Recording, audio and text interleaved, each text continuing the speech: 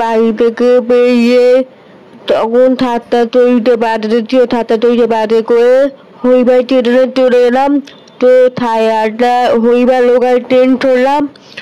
তো থায়াটা হরিবার লোকাল, তো আমি আর আমার বাবা যাচ্ছি। তো চলো ওখানে গিয়ে দেখা যায়। অর্ডার তৈরিটাতে তো আমি মেনুতে চলে দিই। তো ট্রেনে করে এবার অর্ডার করে যাবো।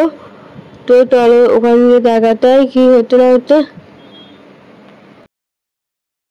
এখন বাদে থাইরয়েডটা, তো আমি এখন কেক বাবুটি কেক আর গরম চা খাচ্ছি। তো সকালে খেয়ে পেয়ে দিই, তারপর কিছু খাওয়া হয় না। তো এখন আমি টুকু গরম চা খাচ্ছি। তো চা খাওয়ার পর আমি এখন গ্লাস ডুবে পড়তে আছি।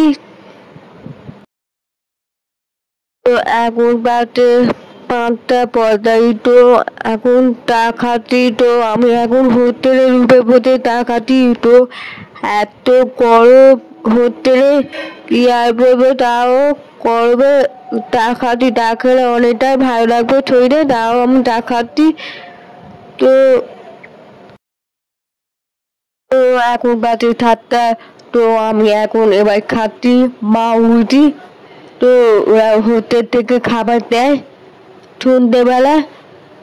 তো আমি এখন মাউরুটি খাচ্ছি। তো আমি যেটা বলছি সেটা হচ্ছে, তো হোটেলে আমি দুপুরবেলা খেতে দিয়েছে সেটা হচ্ছে ভাত, ডাল, ডিমের কারি, একটা কি তরকারি দিয়েছে আর একটা আলু ভাজা দিয়েছে। তো খাবারটা মানে ভালো হয়েছে, খাবারটা রান্না অনেকটা ভালো হয়েছে।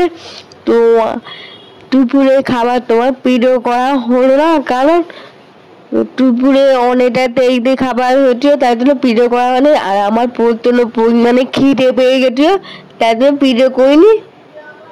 তো তাই প্রথম দিন হোটেলে থাকলাম। তো সবার কাউকে চিনি না। তো এ প্রথম হোটেলে থাকতি, নতুন থেকে মিলে থাকতি, কোনো অসুবিধা নেই, সবাই থাকে ভালোভাবে প্রতিদিন মতো হয়ে গেছে। তো প্রথম দিন হোটেলে ভাবলাম কেমন একটা হবে, তাই হোক এরকম হয়নি, সবার সঙ্গে থাকতে থাকতে ঠিক হয়ে গেছে। আর আমি এখন এই খাচ্ছি, মানে যারা হোটেলে থাকে তাদের সঙ্গে গল্প করছি। আর ট্রেনে কি হতে না হতে, কি খেতে দেয় না এসব তাদেরকে জিজ্ঞাসা করছিলাম। তো এখন বাজে রাত্রি 9:30। তো আমি এখন খাচ্ছি ভাত, ডাল, আলু পটলের তরকারি আর মাছ।